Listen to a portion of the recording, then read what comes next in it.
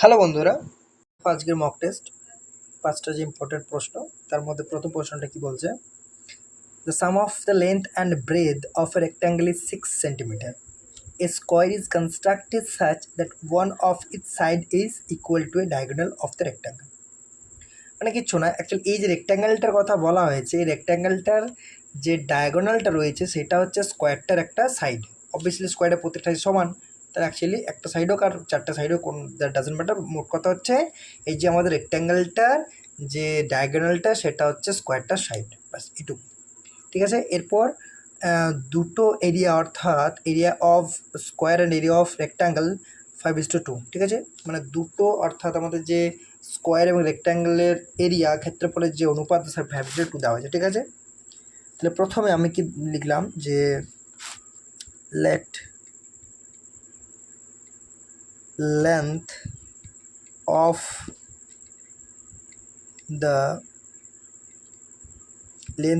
The rectangle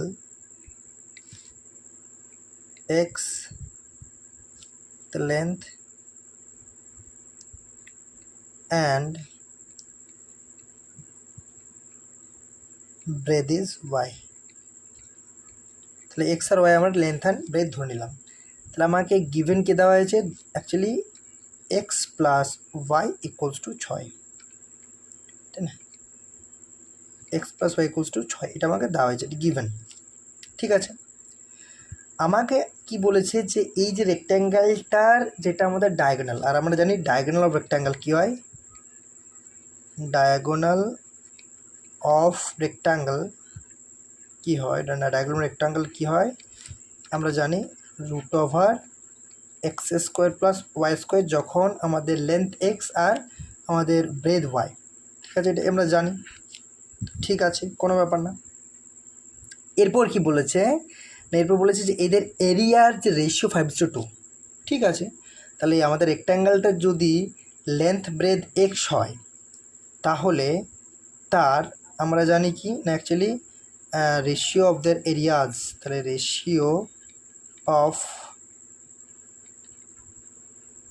there areas actually কী হয়ে যাবে আমাদের, অ্যাকচুয়ালি বলা হয়েছে কত না 5:2 অ্যাকচুয়ালি আমাদের। তাহলে এটা স্কোয়ার এবং রেক্ট্যাঙ্গেল, তাই না বলেছি? Areas of the square and rectangle. তাহলে স্কোয়ারের রেশিও ক্ষেত্রফল কী হয়ে যাবে অ্যাকচুয়ালি বাহু স্কোয়ারে, অর্থাৎ root over x square plus y square, এটা যদি বাহু হয় এটা স্কোয়ার হয়ে যাবে। আর আমাদের রেক্ট্যাঙ্গেলটার ক্ষেত্রফল কী হয় না দৈর্ঘ্য ইন্টু প্রস্থ, অর্থাৎ দৈর্ঘ্য এক্স আর প্রস্থ ওয়াই। এটা ভ্যালুটা বলা যায় 5 হতে, তাই না? এরপর দেখো কি বলেছে, যদি ক্যালকুলেশন করি উপরটা কী হয়ে যাবে না, দেখো উপরটা আমরা এখান থেকে x square plus y square কী লিখতে পারি না,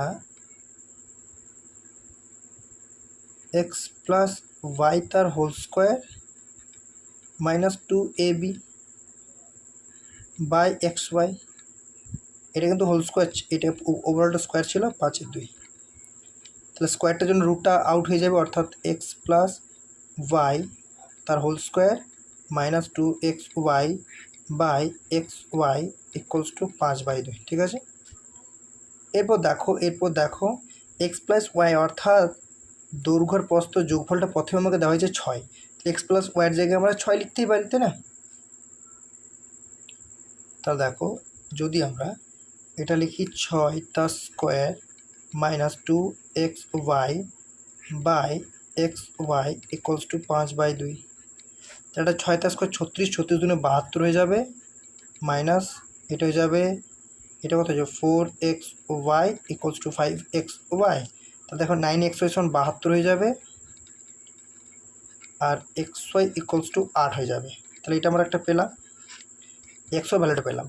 এরপর আমার কাছ থেকে কি জানতে চেয়েছে, দেখো আমার কি বলেছে, আমাকে কি অ্যান্সার চাই না, কি বলেছে না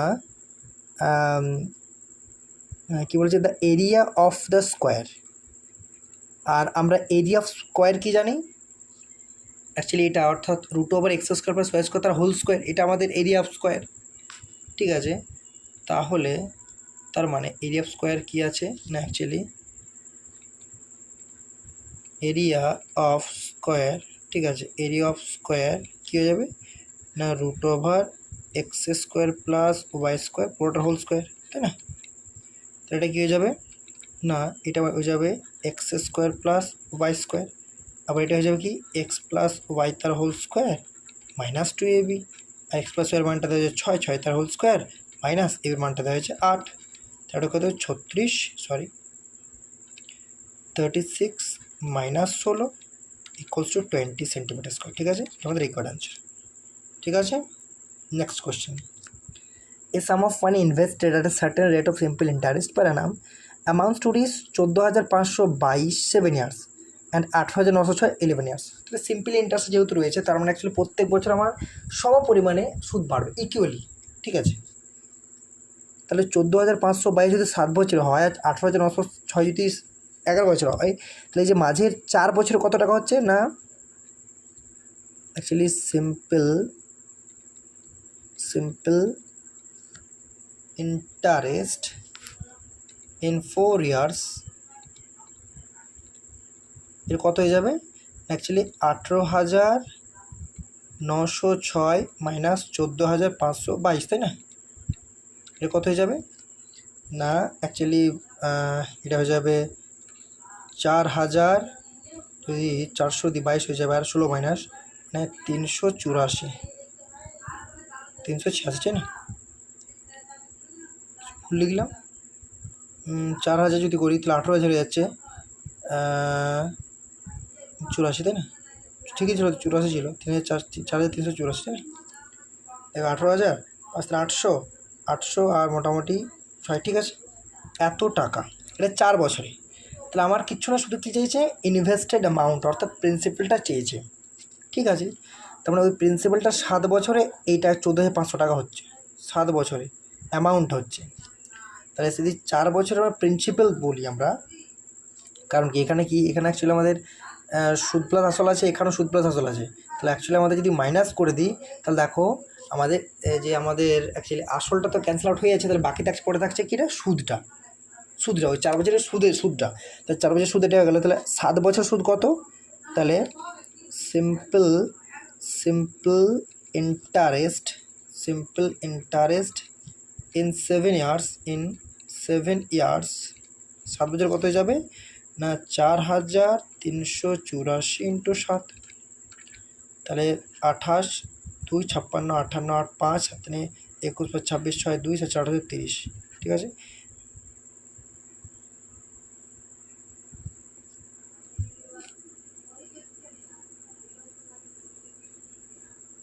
পাঁচশো 7 years অ্যান্ড এত ইন 11 years, তাহলে 4 বছরে কত হচ্ছে 4 বছরে আমাদের 4,000 টাকা হয়ে যাচ্ছে 4 বছরে,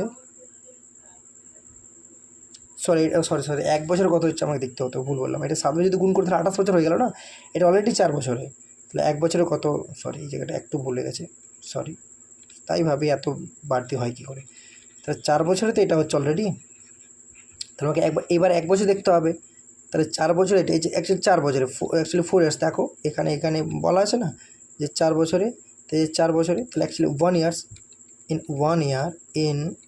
1 ইয়ার 1 বছর কত হচ্ছে অ্যাকচুয়ালি 4 10 40 4 9 36 4 24 1,096 টাকা 1 বছরে।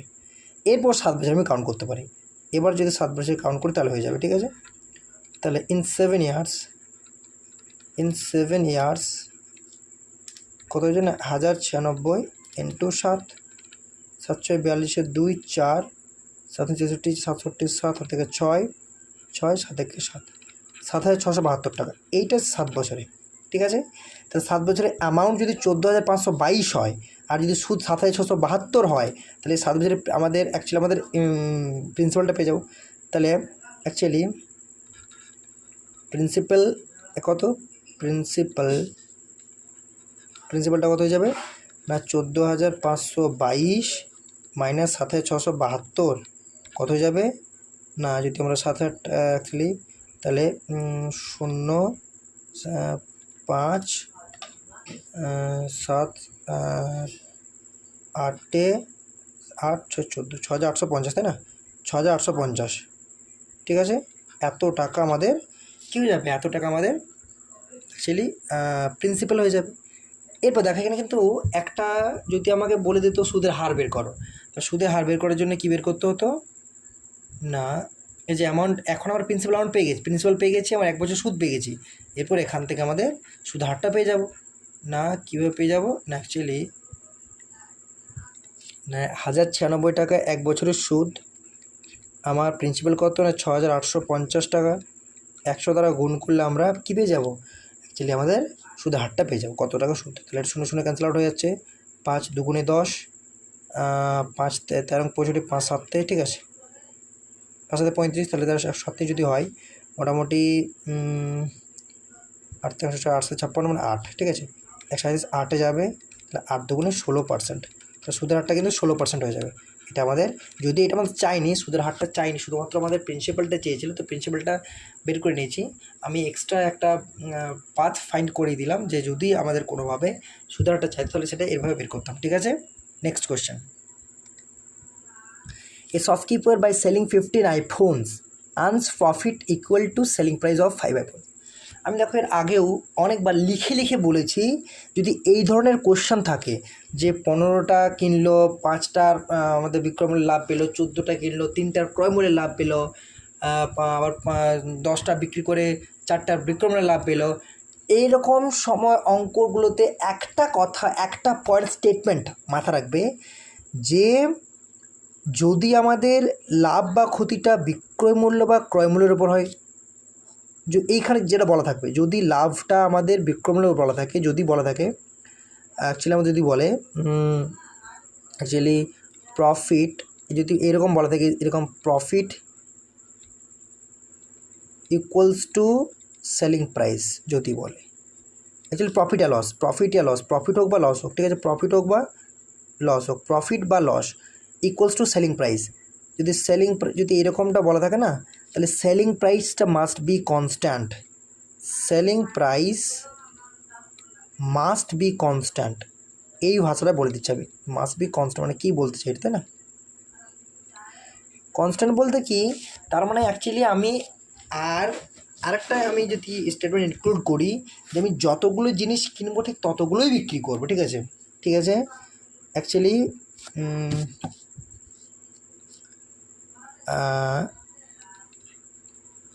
how many items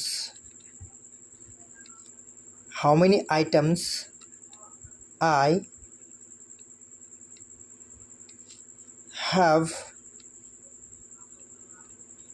brought, আমি যতগুলো কিনেছি, ঠিক আছে, সরি brought নয় bought, how many items I have bought the same number of items I have to sold, I have to sell basically, আমি যতগুলো কিনেছি ঠিক ততগুলোই আমাকে বিক্রি করতে হবে, এইটা হচ্ছে মেইন কনসেপ্ট, যতগুলো আমি আইটেম কিনেছি ঠিক ততগুলোই বিক্রি করবো, তার থেকে কমও না বেশিও না। এটা প্রথম, এটা অ্যাকচুয়ালি এটা আমাদের অ্যাকচুয়ালি খুব গুরুত্বপূর্ণ একটা স্টেটমেন্ট, ঠিক আছে।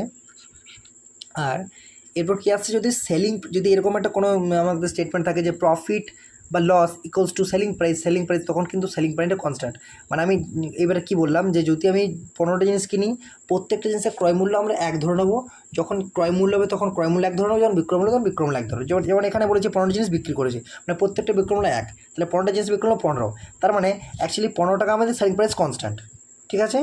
তাহলে যেহেতু লাভ হয়েছে তাহলে নিশ্চয়ই কস্ট প্রাইসটা কম, তাহলে সেখানে 5 টাকা লাভ হয়েছে, তাহলে যদি 15 জিনিসের বিক্রয় মূল্য 15 হয়, তাহলে 5 জিনিসের বিক্রয় মূল্য সমান লাভ হয়েছে, না, তাহলে 5 জিনিসের বিক্রয় মূল্য কত, 5 টাকা, তো 5 টাকা লাভ হয়েছে, মানে নিশ্চয়ই আমাদের অ্যাকচুয়ালি কস্ট প্রাইসটা 10 টাকা মাইনাস হয়ে যাবে।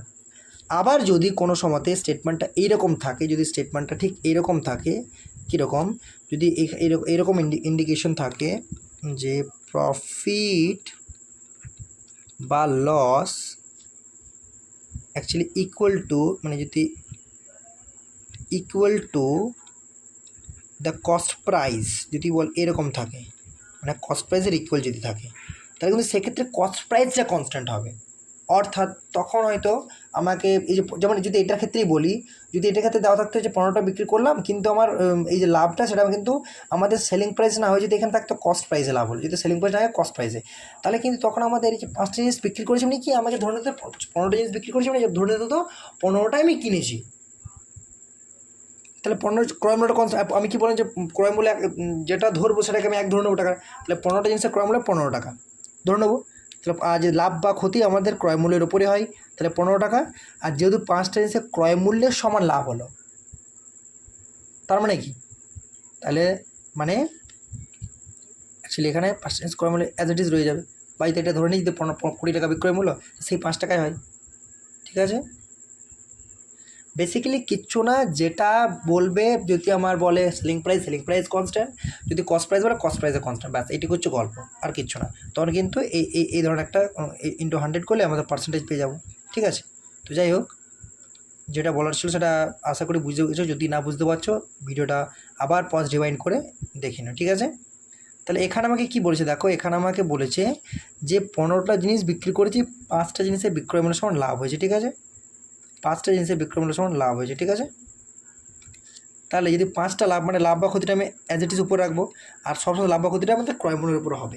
এখানে বলছে 15টা জিনিস বিক্রি করেছে মানে বিক্রয় মূল্য কনস্ট্যান্ট, মানে বিক্রয় মূল্য 15, 5টা জিনিস লাভ হয়েছে মানে তেমনি ক্রয় মূল্যটা নিশ্চয়ই কম, তাহলে 10। ঠিক আছে, তো কত হয়ে যাবে 50%। ঠিক আছে, এটাকে আরও একভাবে যেটা ট্র্যাডিশনাল মেথডে করতে যাই, যদি আমি এটাকে ট্র্যাডিশনাল মেথডে করতে যাই, তাহলে আমি প্রতি জিনিসের আমি ধরে নিচ্ছি প্রতি জিনিসের আমাদের ক্রয়মূল্য এক্স আর ওয়াই। ঠিক আছে, মানে actually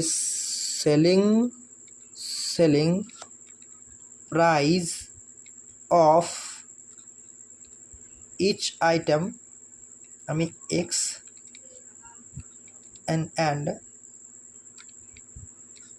and cost price is y. ঠিক আছে, ধরে নিলাম। তাহলে 15টা জিনিসের কস্ট প্রাইস কী হবে অ্যাকচুয়ালি 50, যেহেতু আমাদের লাভ হয়েছে বলেছে তাহলে নিশ্চয়ই বিক্রয় মূল্য বড়ো, তাহলে 15টা জিনিসের বিক্রয় মূল্য 15x, 15টা জিনিসের ক্রয় মূল্য 15y, লাভ হয়েছে বিক্রয় মূল্য সমান, প্রতি জিনিসের বিক্রয় মূল্য এক্স, তাহলে 5টা জিনিসের বিক্রয় মূল্য সমান লাভ হয়েছে মানে 5x, ব্যাস এইটা ইকুয়েশন। এখান থেকে বিল্ড করে নাও, দেখো এখান থেকে কী পেয়ে যাবো আমরা, অ্যাকচুয়ালি 15y = 10x পেয়ে যাবো, তাই না? তাহলে y/x = 10/15। ঠিক আছে, তাহলে কী হয়ে গেল 2/3। মানে দেখো ওয়াইটা আমি কী ধরেছি, ক্রয় মূল্য কস্ট প্রাইস ক্রয় মূল্য ধরেছি, তাহলে ওয়াই যদি ক্রয় মূল্য 2 হয় বিক্রয় মূল্য 3 মানে 1 লাভ 2 লাভ। ঠিক আছে, 50%। ঠিক আছে, আগে আমার অ্যান্সার 50%, এখন অ্যান্সার 50%, তোমাদের যেটা ইচ্ছা হয় করে নিও। Next question, 2 pipes P and Q can fill a cistern in 18 minutes and 24 minutes respectively। যথাক্রমে বলেছি একটা পি পাইপ রয়েছে, একটা কিউ পাইপ রয়েছে, 18 মিনিট 24 মিনিটে পূর্ণ করতে হবে, ব্যাস এটুকু ব্যাপার। কিন্তু বলেছে কিছু সময় পর আমাকে বি পাইপটা আমি একটা স্লোয়ার পাইপ, অবভিয়াসলি স্লোয়ার পাইপের কথা বলেছে, তাহলে স্লোয়ার পাইপ যেহেতু বুঝতে পারছি 24 মিনিটে পূর্ণ করছে কিউ পাইপ, মানে এটাই স্লোয়ার পাইপ হবে। অ্যাকচুয়ালি কিউ পাইপটা আমার বন্ধ করা হয়েছে। ওভারঅল যদি 12 মিনিট লাগে ভর্তি হতে, তাহলে আমার কী বলেছে সোলার পাইপটা কতক্ষণে বন্ধ করেছে বা কতক্ষণ পর বন্ধ করেছে বা কতক্ষণ চলেছে, তাহলে সেই টোটাল আমরা 12 সেকেন্ড মাইনাস করে দেবো, বুঝতে পারবো আলটিমেট কতক্ষণে বন্ধ করেছে। ঠিক আছে, তা দেখো পি পাইপটার সময় লাগছে 18 মিনিট। ঠিক আছে, পি পাইপটার সময় লাগছে 18 মিনিট, কিউ পাইপটার সময় লাগছে 24 মিনিট। এদের যদি আমরা এলসিএম নিই 72 সাইডে টোটাল ওয়ার্ক পেয়ে যাবো। এখান থেকে এলসিএমকে আমরা টাইম দিয়ে ভাগ করে এফিসিয়েন্সি পাবো, আর এফিসিয়েন্সি নিয়ে সব কাজ হবে আমার। ঠিক আছে, এটা 3 হয়ে যাবে, পেয়ে গেছি। এরপর সিম্পল কী বলছি, বি পাইপটা বন্ধ করার কথা বলা হয়েছে, আমি ধরে নিলাম যে কোনো পাইপ বন্ধই করলাম না, তা টোটাল আমাদের টাইম লেগেছে 12 মিনিট, টোটাল এফিসিয়েন্সি কত 7, তাহলে 4 + 7 টোটাল এফিসিয়েন্সি, টোটাল সময় লেগেছে 12 মিনিট, তাহলে 84 মিনিট আমার ভর্তি হওয়ার কথা পাইপ, মানে 84 মিনিট ট্যাঙ্কটা 84 মিনিট হওয়ার কথা, কিন্তু আমার ট্যাঙ্কটার ক্যাপাসিটি 72 ইউনিট, 84 মিনিট ভর্তি হওয়ার কথা। তার মানে এখানে নিশ্চয়ই বুঝতে পারছি যে একটা পাইপ বন্ধ করা হয়েছে, সেটা বন্ধ করিনি বলেই আমার অবভিয়াসলি ওভারফ্লো হচ্ছে ট্যাঙ্কটা। তাহলে অ্যাকচুয়ালি বাড়তি কত ভর্তি হয়েছে না, এক্সট্রা অ্যাকচুয়ালি এক্সট্রা যে অ্যাকচুয়ালি ক্যাপাসিটি, এক্সট্রা ক্যাপাসিটির কত হচ্ছে, capacity of the tank, actually of the tank কত হচ্ছে না, এক্সট্রা ক্যাপাসিটিটা কত হচ্ছে অ্যাকচুয়ালি 94 - 72 = 12 ইউনিট। ঠিক আছে। এই 12 মিনিটটা কেন হচ্ছে না, কারণ বি পাইপটা বন্ধ করে দিয়েছি আমি, এখানে কিন্তু বন্ধ না করে আমি ক্যালকুলেশনটা করছিলাম। তাহলে আবার বি পাইপটার আমাদের এফিসিয়েন্সি কত 3, তাহলে 12 মিনিট ভর্তি করতে কত সময় লাগবে, অ্যাকচুয়ালি 12 মিনিট ভর্তি করতে 3 মানে অ্যাকচুয়ালি 4 ঘন্টা সময় লাগবে, মানে 4 ঘন্টা সময় লাগবে। তাহলে টোটাল মানে 4 ঘন্টা বাড়তি যদি চলে, তাহলে কিন্তু 4 ঘন্টা যদি চলে তাহলে কিন্তু ও মানে যদি 12 ঘন্টা চলে তাহলে ও কিন্তু 12 মিনিট এক্সট্রা ভর্তি করে দেবে। কিন্তু আমার তো ক্যাপাসিটি 72, তার মানে 12 মিনিটটা ভর্তি করা যাবে না। তার মানে কিন্তু কি, তার মানে টোটাল যদি আমাদের 12 মিনিট চলেছে, ও কিন্তু 4 মিনিট আগেই বন্ধ করে দিয়েছে। অর্থাৎ তাহলে actually slower pipe must be closed, ঠিক আছে, আফটার 12 - 4 = 8 মিনিটস, ঠিক আছে, বন্ধ করে দিচ্ছে না। কারণ 4 মিনিট যদি অতিরিক্ত চলে, সে তো আমাদের 12 মিনিট অলরেডি ভর্তি করে দিচ্ছে, তাহলে কিন্তু টোটাল ক্যাপাসিটি অফ ট্যাঙ্ক তো আমার 72 মানে 84 তো নয়, তাহলে 12 মিনিট এখানে কেন হচ্ছে না, বন্ধ করা হয়েছে। এবারে এফিসিয়েন্সি আমাদের কত 3, তাহলে 4 মিনিট 12 মিনিট ভর্তি করে দিচ্ছে, তাহলে নিশ্চয়ই 4 মিনিট ও চলেনি। টোটাল যদি 12 মিনিট চলেছে মানে 4 মিনিট চলেনি। বা আমি তো এটা অ্যাকচুয়ালি আমাদের যেটা আমাদের যদি বলি যে শর্ট ট্রিক, বা যদি নাম দিই যে টাইম কনজিউমিংয়ের ব্যাপারটা দেখি যে কম সেশনসে করলাম, আমি এটাকে ট্র্যাডিশনাল মেথডও যদি করি, তাহলে দেখো এর এফিসিয়েন্সি কত 4, এ তো টোটাল 12 মিনিটে ভর্তি করছে, মানে এ তো সবসময় চলছে, মানে এ কিন্তু 4 × 12 এ পুরোটাই চলেছে। আমি বিকে ধরে নিলাম এক্স মিনিট চলেছে, ও এক্স মিনিট চলেছে, তাহলে বির এফিসিয়েন্সি 3, তাহলে 3x সমান অ্যাকচুয়ালি আমাদের 72 টোটাল ক্যাপাসিটি না এটা। তাহলে 3x = কত হয়ে যাবে, এটা 48 বা 24 হয়ে যাবে, তাহলে x = 8, মানে ভি পাইপটা 8 মিনিট চলেছে। 8 মিনিট চলেছে মানে কি, 8 মিনিট পর বন্ধ করেছে, 8 মিনিট চলেছে মানে 8 মিনিট পর বন্ধ করেছে, ব্যাস, ঠিক আছে, মানে 8 মিনিট চলেছে তারপর বন্ধ করে দিয়েছে after 8 minutes basically. After 8 minutes, after 8 minutes pipe Q to be closed, ঠিক আছে। Next question, a ladder is placed against a wall such that its foot is at a distance of 2.5 meter from the wall and its top reaches a window 6 meter above the ground। তা দেখো যদি আমাদের 6 metre above the ground বলা হয়, আর এই যে foot থেকে ল্যাডারটা যদি এটা আমাদের 6 মিটার অ্যাবাভ দ্য গ্রাউন্ড হয়, ঠিক আছে, তাহলে এটা 6 মিটার অ্যাবাভ দ্য গ্রাউন্ড, এটা 2.5 মিটার। তাহলে আমরা চেয়েছি এই ল্যাডারটার ডিস্টেন্স কত, মানে এটা অ্যাকচুয়ালি লেন্থ কত, ডিস্টেন্সটা বলা ভুল, লেন্থ, এটা যদি ল্যাডার হয় তাহলে এই ল্যাডারটা আমাদের লেন্থ কত, ঠিক আছে। এটা অ্যাকচুয়ালি উইন্ডো 6 মিটার গ্রাউন্ড থেকে উপর রয়েছে, আর অ্যাকচুয়ালি গ্রাউন্ড থেকে আমাদের ল্যাডারটার ফুটটা 2.5 মিটার দূরে রয়েছে, ঠিক আছে। তাহলে দেখো আমাদেরকে যদি বের করতে হলে অ্যাকচুয়ালি আমাদের এই যে অ্যাঙ্গেল অফ এলিভেশনটা কত হচ্ছে, তাই না, এই যে অ্যাঙ্গেল অফ এলিভেশন এটা বের করতে হবে আমাকে, এই অ্যাঙ্গেলটা বের করতে হবে।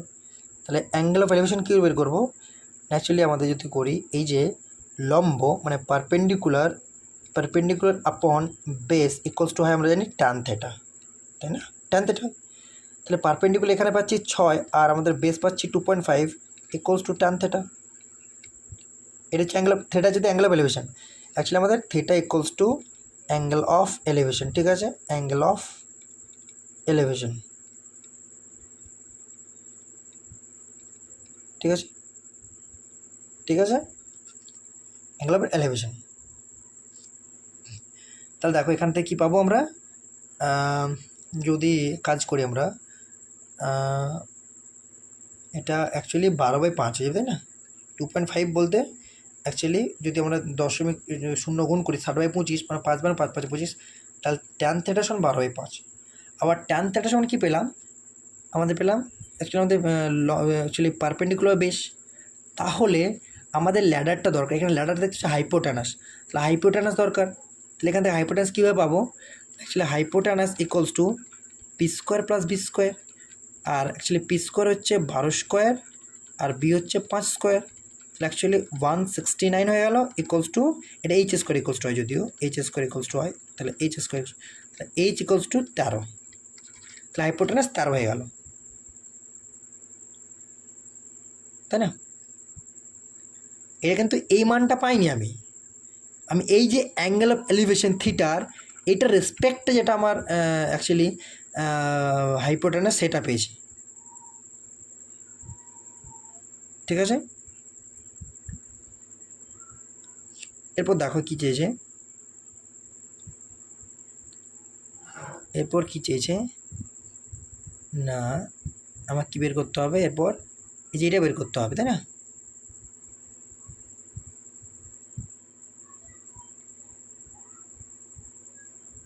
ঠিক আছে, তাহলে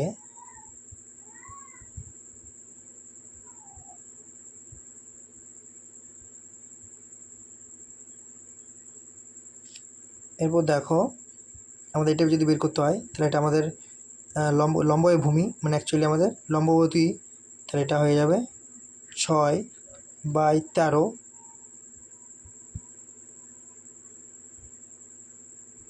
সরি 6/x, আচ্ছা আমরা এক্স ধরছি, যদি আমরা লেডারের ডিস্টেন্স যদি এক্স ধরি লেন্থটা, তাহলে এক্স 6/x ইকুয়ালস টু কী হয়ে যাবে আমাদের অ্যাকচুয়ালি লম্ব মানে 12/প্রতি। এটা কিন্তু ট্যানের জন্য নয়, এটা অ্যাকচুয়ালি ট্যান থ্রেডের জন্য আমি এইটা হাইপোটেনাস পেয়েছি, ট্যান থ্রেডের জন্য, তাই না? অ্যাকচুয়ালি হাইপোটেনাস বলতে এই মানটা কিন্তু নয়, আমি আবারও বলছি যে হাইপোটেনাস অর্থাৎ আমাদের অতিভুজটা বের করলাম, এই অতিভুজটা কিন্তু এই অতিভুজটা নয়, আমাদের এই ভূমিটা পেয়েছি অ্যাকচুয়ালি আমাদের এই পারপেন্ডিকুলারটা পেয়েছি, বেসটা পেয়েছি, সেটা রেসপেক্টে যে অ্যাকচুয়ালি আমাদের হাইপোটেনাস সেটা পেয়েছি 13, যখন একটা টানের রেসপেক্টে পেয়েছি, ঠিক আছে? আমাকে তো বের করতে হবে সাইনের রেসপেক্টে, তাই না? আমাকে তো বের করতে হবে সাইনের রেসপেক্টে, ঠিক আছে? ঠিক আছে,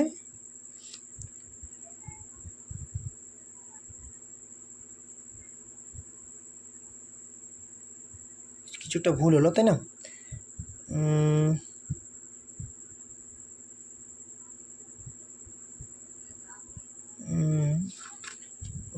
লম্বব্যবধি মানে 6 যদি এক্স করি সমান সাইন থেটা, সাইন বলতে আমাদের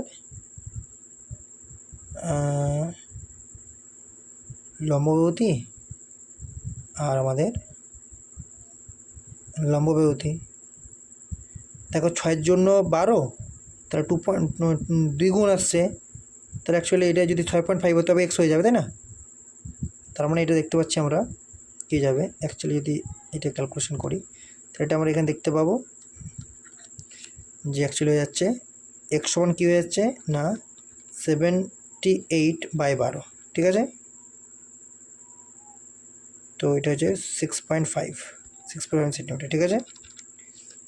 তো আশা করছি বন্ধুরা তোমরা সেশন এনজয় করছো, প্লিজ সাবস্ক্রাইব করো, পাশ থেকে বেল আইকনটি প্রেস করো যাতে ভিডিও নোটিফিকেশন পেয়ে যাও এবং সলিউশন করতে পারো, আর অবশ্যই ভালো লাগলে শেয়ার করো।